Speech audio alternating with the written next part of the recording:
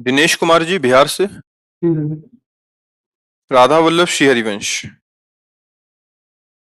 महाराज जी, बचपन से ही स्वामी रामसुखदास जी महाराज जी के शरणागति पुस्तक पढ़कर भगवत शरणागति के मार्ग पर चलना शुरू किया, परंतु कोई प्रकट में मार्गदर्शक नहीं होने के कारण पतित हो गया, ब्रह्मचर्य अधोगामी हो गया। 2.5 साल से सत्संग नित्य सुनता हूँ और राधा राधा राधा वल्लभ श्री हरिवंश जप करने का भी प्रयास कर रहा हूँ, फिर भी अखंड ब्रह्मचर्य नहीं रह पा रहा। कृपया मार्गदर्शन करें कि अब अखंड ब्रह्मचर्य रहकर आपके द्वारा। अखंड ब्रह्मचर्य बहुत कठिन बात है, बहुत कठिन बात। उसके लिए निरंतर सानिध्य चाहिए, प्रगट खान पान संयम आसन प्राणायाम व्यायाम। ये अखंड शब्द उनके अंदर आता है जो ऋषि कुलों में रहे हैं, जो ऋषियों के आश्रमों में शासन में रहे हैं, जहां संसार का इतना विषय बाहुल्यता है, जहां का खान पान अपवित्र है, जहां का संग दूषित है। तो आप कुछ क्रिया करें न करें, ऊर्ध्वगामी थोड़ी वीर हो जाएगा, और वीर बिना ऊर्ध्वगामी हुए अखंड कैसे हो सकता है। उसके लिए आप आसनों पर 6-6 घंटे पद्मासनों पर बैठे, हिल बिना हिले डुले, भीषण कष्ट हुआ पर उसे शांत, तो सुषुम्ना नाड़ी खुली, वीर ऊर्ध्वगामी हो।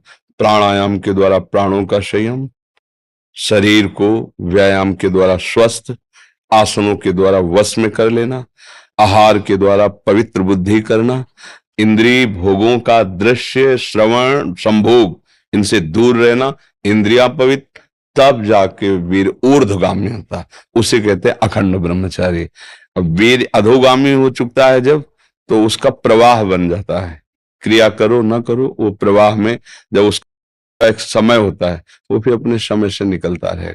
अब उसमें कि क्रिया अगर नहीं करते, कोई स्वप्न में आदि गंदी क्रिया नहीं देखते और स्वाभाविक हो जाता है, तो तुम्हें अपराध नहीं लगेगा और तुम अखंड ब्रह्मचारी नहीं कहे जाओगे। उसके लिए बहुत से अखंड ब्रह्मचर्य ऐसे थोड़ी होता है। हाँ, प्राणों की बाजी लगा देनी पड़ती है और रोना होता है। हम लोग रोए हैं, कैसे कैसे बड़े बड़े महात्माओं से सब। तो 6 घंटे आसन पे बैठे, हर नस नाड़ी आग उगलती है। पद्मासन लगाया कभी? कभी लगाया पद्मासन? है? अब जानते ही नहीं, तो अब अखंड ब्रह्मचर्य ऐसे थोड़ी रोका जा सकता है। सिद्धासन पर, सिद्धासन बाएं एड़ी गुदा और मूत्रेंद्री के बीच के स्थान में दबा के ऐसे, दाहिनी एड़ी उसके बीच में ऊपर ऐसे मूत्रेंद्री के ऊपर रख करके सीधे ऐसे, ये सिद्धासन। 3 घंटे बिना हिले, हर नस नाड़ी ऊर्जा, वो ऊर्ध्वगामी। ऐसे थोड़ी होता है कि ऐसे अखंड ब्रह्मचर्य तो शब्द ही नहीं लग सकता।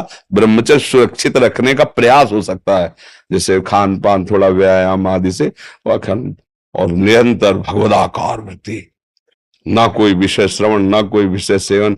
ये तो बड़े बड़े ब्रह्म ऋषियों का संकल्प होता है, महात्माओं का जो योग में चढ़े बड़े हैं। आप तो बस इतना करो, गंदे आचरण मत करो, गंदी क्रिया मत करो, गंदा भोजन मत खाओ, नाम जप करो, व्यायाम करो, शरीर को थकाओ दौड़ भाग सेवा से, तो वो लंबा समय तक चलेगा, पर वो अखंड स्थिर नहीं होगा। ऐसा नहीं हो सकता है। व्यवहारिक वातावरण में सांसारिक भोगों के बीच में रह के मनमानी भोजन करते हुए ऐसे ऐसे नहीं होता है। शून्याकार वृत्ति, प्राण संयम, मन पवित्र, जितेंद्री, और फिर वीर ऊर्ध्वगामी। बहुत मतलब ये शब्द तो मतलब नहीं हो सकता, क्योंकि यही अवस्था होती है ऊर्ध्वगामी करने की। तो या तो आप बाबा जी होते और फिर हम देखते कि हाँ बचपन से प्रयासरत हो, तो फिर उसमें। अब आप जानते हैं पद्मासन कैसे कहते से, तो ऊर्ध्वगामी कैसे? मेरुदंड 6 घंटे 8 घंटे एकदम 90 अंश के कोण में सीधा, श्वास को बिल्कुल शांत, पास बैठा हुआ है लेकिन तुम्हारी श्वास नहीं सुनाई, ऐसा नहीं। चल रही कि नहीं चल रही, एकदम शांत, प्राण संयम में, तब सुषुम्ना नाड़ी खुलती है, फिर ऊर्ध्वगामी।